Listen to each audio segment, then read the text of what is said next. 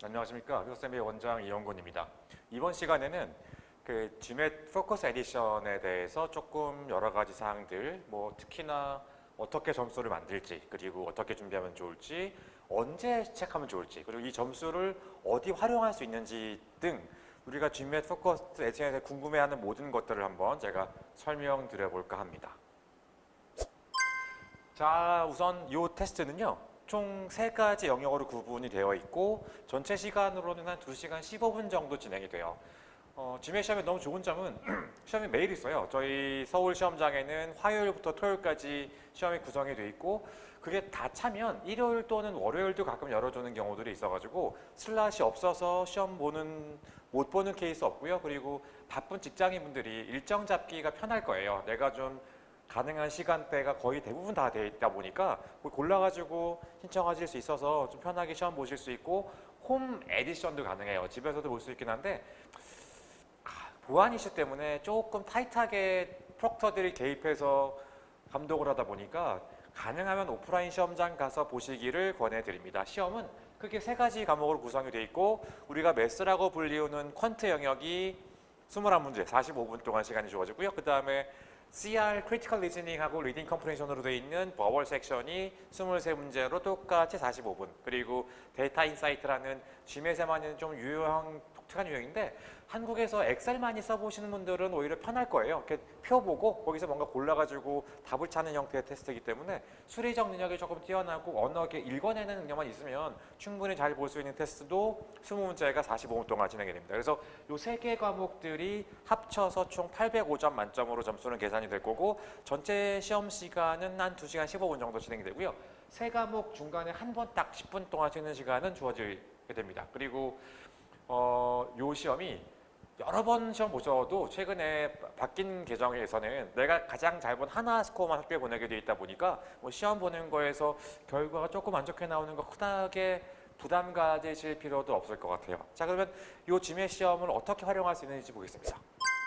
우선 가장 대표적인 과정이죠. MBA 여러분 지원하실 때 필요하고요.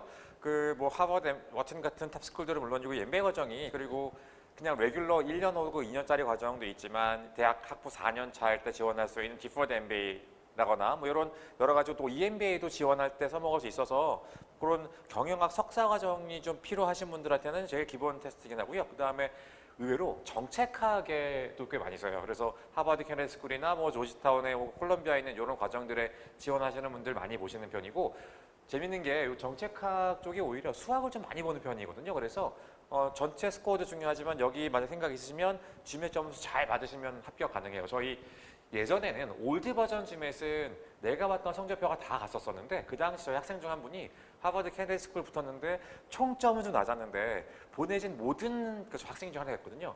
성적에 매스가 만점이었어요. 그런데 학교에서 그거 보더니 야 너는 총점이 좀 부족해도 매스가 너무 강해서 뽑아줄 수밖에 없었어라고 얘기를 했다는 걸 제가 들은 적이 있다 보니까 그런 것도 한번 좀 고려해보면 좋으실 거고 그리고 현지 취업에 좀 강점이 되게 높다라고 불리는 회계학 전공자분들도 GMAT 보실 수 있고 그 다음에 최근 좀 인기 중에 하나죠. MSBA 또 역시나 데이터 이런 금융 관련된 MS 파이낸스나 이런 지원하시는 분들 필요할 거고 MRED 혹은 호텔 매니지먼트 같은 또 역시 경영 관련된 과목들에서는 다 필요할 거예요. 그리고 MIM이나 PhD 같은 경영 관련 석사나 박사 지원하실 때도 GMAT 점수는 유효하게 쓰일 겁니다. 이게 학교들마다 조금 차이가 있을 수는 있지만 저희는 대략적으로 내가 이 과정에 이 정도 학교를 가려면 어느 정도 점수가 필요한지 좀 가이드를 드려볼게요. 이 스코어는 학교들에서 사실 GMAT은 미니멈은 없어요. 토플 같은 경우는 100점, 109점 이렇게 미니멈을 걸어둔 경우들이 있지만 GMAT은 낮은 점수로도 합격이 되는 분들이 있어서 이 점수가 꼭 필요한 점수는 아니긴 하지만 그래도 한국에서 지원하시는 분들이 보통 이 정도 점수를 만들어서 지원하셨을 때 합격 확률이 높았다라는 정도만 참고로 들어주시면 좋을 것 같고 우리가 M7이라고 불리우는 탑 MBA 스쿨들 같은 경우는 한 675점에서 700점 초반 정도까지가 한국인 합격생이 좀 평균적으로 분포가 되는 편이고 합격생의 평균도 한 690점 정도 되니까 그거 한번 참고해 보시고요. 정책학 같은 경우도 한 650점 플러스 정도에서 합격생들이 좀 많이 나오는 편이고 아까 얘기했지만 여기는 수학이 좀 중요할 수 있다는 거 가이드 드립니다. 회계학 같은 경우는 제가 뭐 620으로 돼 있지만 600점 플러스면 괜찮은 합격권이 좀 될 수 있어요. 이것 물론 랭킹에 따라 다르긴 한데요. 지금 오스틴 같은 랭킹 1위권은 한 600 중반까지는 점수가 필요할 수 있지만 뭐 UIC나 USC 같은 경우들은 600점 초반에서도 꽤 많은 합격생을 만들었기 때문에 충분한 거고 최근에는 조금 뭐 지맷 없이 그냥 디퍼 저기 웨이버로도 지원 가능하긴 한데 장학금 생각하시면 점수 높은 분들이 확실히 잘 받긴 하더라고요. 그거는 자뭐 그런 MS 파이낸스, MS BA 같은 경우가 꽤 점수 높아요. 이거 600대 후반 여기도 최근에 뭐 최근 한 몇 년 전부터 좀 가장 취업이 잘 되는 파트 중에 하나였었기 때문에 꽤 점수가 높아져 있고요. 부동산 호텔도 저희 아마 부동산 쪽은 저희가 아마 제일 많이 보낼 텐데 뭐 나머지 임에도 마찬가지지만 600 한 초반 정도 점수면 웬만한 학교 지원하시는 거 가능한 스코어입니다. 여기는 자, 이 스코어들은 아까도 말씀드린 것처럼 미니멈은 없어요. 그리고 점수 이외에도 아무래도 경영학 과정들은 뭐 커리어나 추천서 같은 나머지를 꽤 많이 보기 때문에 이거는 고려사항 중에 한 팩터라 꼭 필요하니까 그러니까 꼭 요만큼의 스코어가 필요하다는 건 아니지만 장학금 생각해 보시면 조금 점수가 높을수록 확실히 유리한 건 맞다 정도만 좀 얘기해 드려볼게요. 자, 요 최근에 학원에 오시는 분들 중에 이게 그 웹상에서 정보를 얻다 보니까 옛날들 장볼된 정보를 알고 오신 분들이 꽤 많아가지고 좀 고쳐드릴 게 있는데 일단은 GMAT 시험 평생 8회 제한 없어졌어요. 일단은 뭐 그렇게 많이 보진 않겠지만 뭐 무수히 뭐 많은 기회 동안 시험 보실 수 있고 이게 다른 분들보다는 그 디퍼드 MBA 학부 시절에 좀 GMAT 준비해서 어플라이 하려고 했다가 만약에 생각보다 내가 뭐 일정이 좀 바뀌어가지고 지원을 그만뒀어. 한 2, 3년 뒤에 다시 준비했을 때 앞에 시험 봤던 횟수가 남아있어가지고 좀 부담되는 케이스가 그럴 때 좀 있었었는데 폐지됐기 때문에 아예 뭐 그런 건 제한은 없고요. 시험 보는 순서 마음대로 바꿀 수 있어요. 예전에는 다 고정돼 있었는데 뭐 내가 매스, 버벌, DI를 볼지 매스, DI, 버벌을 볼지 보통 한국 분들은 본인이 강한 과목부터 보시는 분들이 많아서 한국인들이 조금 수학이 강하다 보니까 매스, DI, 버벌 순서를 보시는 분들이 제일 많기는 합니다. 그리고 예전에는 이게 CAT가 그냥 답 클릭하면 쭉 가서 마지막 문제 클릭하는 순간 끝나는 테스트였는데 이제는 끝내고 돌아올 수 있어요. 돌아와서 세 문제까지는 애매했던 것들 다 고칠 수 있고요. 그리고 북마크도 가능해요. 그래서 내가 좀 이거는 조금 내가 틀릴 것 같은데 약간 애매한 것들은 좀 체크해놨다가 시간 남으면 돌아와서 그런 것들 답 수정하실 수 있게 되어 있습니다. 자, 이게 드린 대로 횟수는 12개월 텀은 있어요. 이게 내가 첫 시험 본 날짜 기준으로 12개월 동안에 5회 볼 수 있고요. 정확히는 첫 시험 본 날짜라기보다는 최근부터 12개월 동안 5회 가능해요. 그러니까 뭔 얘기냐면 내가 만약에 3월달, 5월달, 7월달, 9월달, 11월에 봤으면 그 다음 3월이 되면 요게 빠지면서 다시 볼 수 있게 되는 거고 4월은 못 봐요. 왜냐면 5월이 시작인 거니까 5, 7, 9, 11, 3이 될 거고 5월달이 되면 내가 봤던 게 빠지면서 하나가 생기는 이런 식이고 이제 최근 12개월 동안 5회 가능한 거고 시험 한번 보시면 15일 텀 두고 그 다음 시험 볼 수 있어요. 그러니까 16일차 돼야 시험 볼 수 있다는 것도 좀 알아두시고요. 자, 이 지매 시험은 그럼 언제 준비하면 좋을까? 그거 좀 설명드려 볼게요.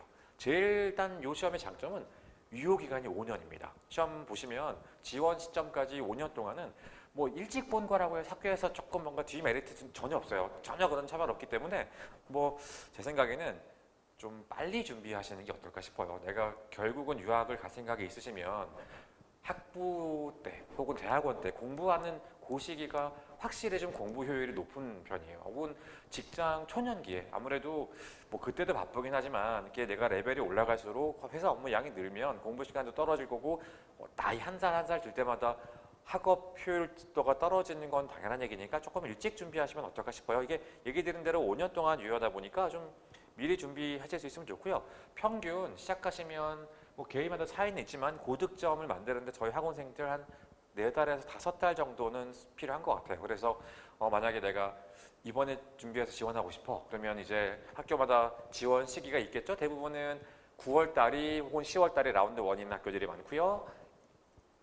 1월달이 라운드 2, 3월 또는 4월달이 라운드 3인 곳들이 있으니까 거기서부터 최소한 4, 5개월 이전에는 시작하셔야 GMAT 끝내고 사실은 또 지원서도 써야 되니까 솔직히 말하면 데드라인에서 한 6개월 정도는 좀 미리 좀 준비를 시작하실 수 있는 게 좋기는 해요. 그리고 토플 또는 아이엘츠는 유효 기간이 2년이기 때문에 GMAT 점수부터 만들어 놓는 게 조금 유리할 거고, 얘는 미리 만들어 놨다가 나중에 유효 기간 다시 봐야 되니까 뭐 학부 때 미리 만들 필요는 전혀 없습니다.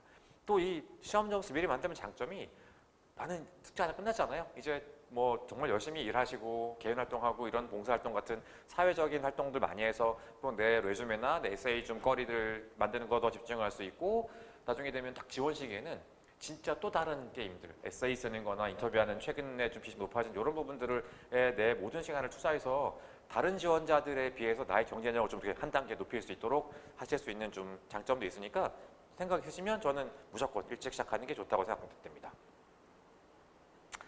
자, 그리고 뭐요 디퍼드는 저희가 따로 뭐 찍어놓은 것도 있으니까 관심 있으신 분들은 가서 보시면 너무 좋을 것 같은데, 학부생들 기준 혹은 대학원 졸업 전 학생들만 지원할 수 있는 과정이고, 미리 합격을 받아놓고 입학을 2년 또는 3년 디퍼해서 일하다가 들어가는 과정이거든요. 이런 것 준비하시는 분들도 점수는 미리 만들어야 되니까 좀 챙겨보시면 좋을 거예요. 아까 잠깐 얘기 들었죠? 라운드 1, 라운드 2 마감 대략 설명을 드렸고요.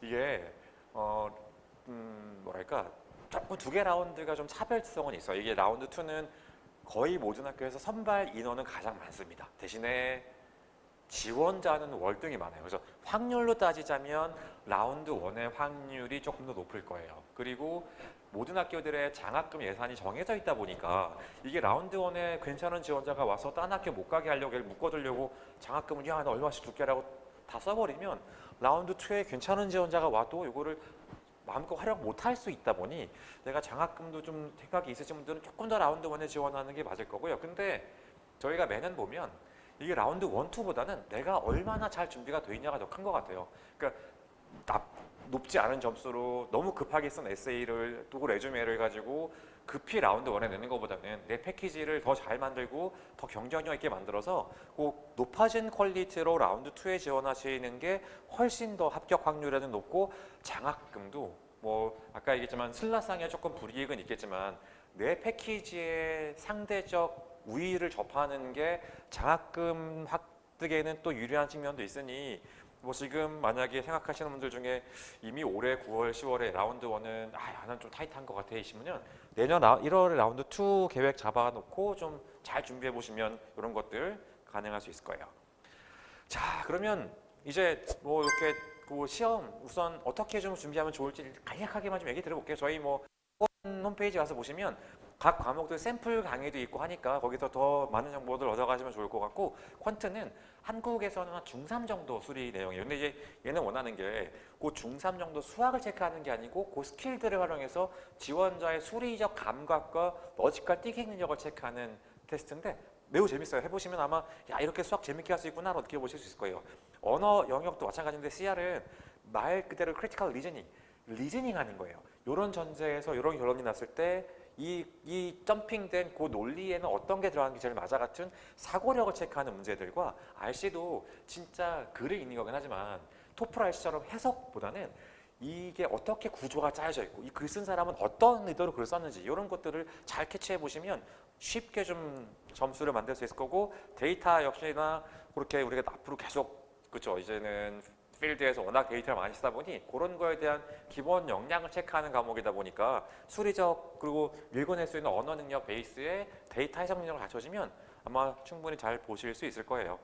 그리고 확실히 이게 PC로 보는 시험이 좀 낯설어요. 그러니까 내가 잘 준비해도 시험장에서 내 역량을 다 발휘하기 쉽지 않다 보니까 그 GMAT 공식 기관인 거죠. MBA.com에서 제공하는 무료 테스트나 저희 학원 수강하시면 뭐 프리로 활용할 수 있는 저희 리더스만의 테스트 같은 것들 활용해서 화면으로 문제 푸는 거 연습 잘 해보시면 너무 좋을 것 같아요. 그래서 점수 싹 만들고 나면 저희 리더스에서 뭐 이렇게 점수 만들기 위한 그 레벨별 클래스도 잘 갖춰져 있지만 끝나고 났을 때 지원을 위한 에세이나 인터뷰 같은 어드미션 컨설팅도 국내에서 제일 뭐 압도적으로 많이 하는 곳이니까 필요하시면 언제든지 저희가 도움을 드릴 수 있을 겁니다.